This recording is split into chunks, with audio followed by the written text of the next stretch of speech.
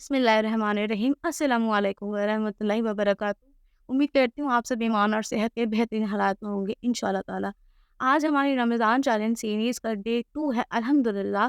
تو آج ہم پہلے شروع کرتے ہیں ہماری پہلی حدیث سے۔ صحیح البخاری 676 سے روایت ہے، آپ صلی اللہ علیہ وسلم گھر کے کاموں میں بھی ہاتھ بٹا دیا کرتے تھے، اور جب نماز کا وقت ہو جاتا تھا تو نماز کے لیے چلے جاتے تھے۔ اس کا مطلب جو بھی میرے بھائی جو بھی مسلمان مرد ہیں جن کی شان گھٹتی ہے گھر کے کاموں میں ہاتھ بٹانے سے، جن کو بہت سارے طعنے ملتے ہیں، یہ آپ بھول رہے ہیں کہ آپ صلی اللہ علیہ وسلم اللہ کے حبیب ہو کر، اللہ کے سب سے چہیتے رسول، اللہ کے سب سے چہیتے نبی ہو کر وہ گھر کے کاموں میں ہاتھ بٹاتے تھے۔ کیا آپ ان سے زیادہ بزی ہیں؟ ان کے پاس تو تجارت بھی تھی، ان کے پاس تو دین کی دعوت بھی دینے کا کام تھا، ان کے پاس تو بڑے بڑے بادشاہوں کو خط لکھ کر بھی دین کی طرف لانے کا کام تھا، اور ان کے پاس اتنی نمازیں تھیں، ان کی جتنی نماز تو ہم سوچ بھی نہیں سکتے پڑھنے کی۔ اس قدر نماز پڑھتے تھے آپ صلی اللہ علیہ وسلم کہ وہ قیام میں کھڑے ہوتے تھے اور ان کے پیروں سے خون نکلنے لگتا تھا، ان کے پیروں کے نشان زمین میں گڑ جاتے تھے، ان کنکڑوں سے ان کے پیروں میں گھاؤ ہو جاتے تھے۔ ہم تو سوچ بھی نہیں سکتے ہیں۔ اس لیے اپنے آپ کو دنیا کے تانوں یا دنیا کے بہانے دے کر یہ چھوڑ دیں۔ آپ صلی اللہ علیہ وسلم کی سنت ہے، نہ اور نہ صرف حدیث ہے بلکہ سنت بھی ہے کہ آپ صلی اللہ علیہ وسلم اپنے گھر کے کاموں میں ہاتھ، اور یہ چیز آپ کو یاد رکھیں کہ چاہے وہ آپ کی ماں ہو، بہن ہو یا بیوی ہو، آپ کو سب کی مدد کرنی ہے۔ اگر آپ ابھی سے یہ کوشش کریں گے کہ اگر آپ اپنی فیمیل کاؤنٹر پارٹ یعنی کہ ماں اور بہن کی مدد کریں گے گھر کے کاموں میں، تو جب آپ کی جوزہ صاحبہ آئیں گی تو آپ کی مشکلات نہیں ہوگا اور آپ کو رن مریدی کا ٹیگ بھی نہیں ملے گا۔ آئی نو دیٹ۔ اب ہمارے پاس نیکسٹ ہے آپ صلی اللہ علیہ وسلم کی سنت، جو کہ بیڈ ٹائم سنت ہے۔ The Prophet of Allah صلی اللہ علیہ وسلم said that whenever he used to woke up from sleep, he would recite it after that. الحمدللہ الذی احیانا امات وناوا الہی نشر۔ صحیح البخاری 6325 سے روایت۔ اس کا مطلب ہے کہ یا اللہ، تو ہی ہے جو موت کے بعد زندگی عطا کرتا ہے، اور تو بہترین کارساز اور رحم کرنے والا ہے۔ آپ صلی اللہ علیہ وسلم نیند سے اٹھنے کے بعد یہ دعا ہمیشہ پڑھا کرتے تھے۔ اس چیز کو بھی اپنی زندگی میں، اپنی روٹین میں لے کر آئیں، کیونکہ ظاہر سی بات ہے ہم سب سوتے ہیں اور ہم سب سو کر اٹھتے ہیں۔ ٹیکسٹ ہمارے پاس اللہ تعالیٰ کے اسماء الحسنہ ہے، سبحان اللہ، جس میں ہمارے پاس پہلا اسماء الحسنہ ہے النصیر۔ اس کا مطلب the one who aids a believer, یعنی کہ جو مومنوں کو مدد پہنچاتا ہے، جو ان کے تکلیف، ان کے زخموں، ان کی پریشانیوں کا حل، ان پر مرہم لگاتا ہے، وہ جو مسلمانوں کی مدد کرتا ہے، وہ کسی بھی حال میں ہو، جب وہ دین کے لیے لڑ رہے ہیں، دین کے لیے اپنے آپ کو آگے بڑھا رہے ہیں، مشکلوں کا سامنا کر رہے ہیں، تو اللہ تعالیٰ ہی وہ ہے النصیر، جو ہر مسلمان کے لیے آسانی اور راحت پیدا کرتا ہے۔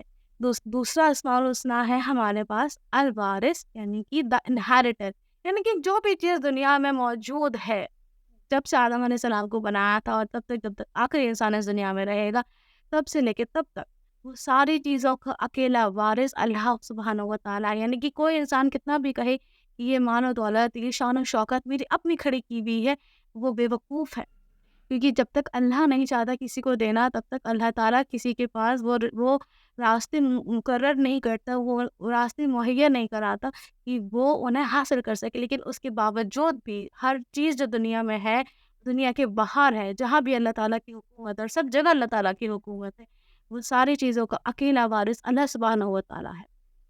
اینڈ دا تھرڈ از الواحد، یعنی کہ دا اونلی ون۔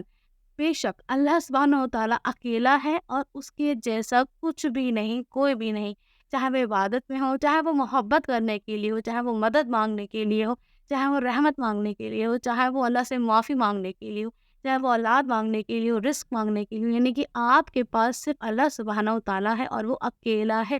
آپ کو اپنی ہر چیز کے لیے، ہر دعا کے لیے، ہر ضروریات کے لیے سب سے پہلے، سب سے اول اللہ سبحانہ و تعالیٰ کے آگے ہاتھ پھیلانے چاہیے، اور اللہ سبحانہ و تعالیٰ پھر آپ کے لیے ذریعہ مقرر کرے گا کہ آپ کو وہ مدد، وہ آسانیاں کہاں سے حاصل ہوں گی۔ الحمدللہ۔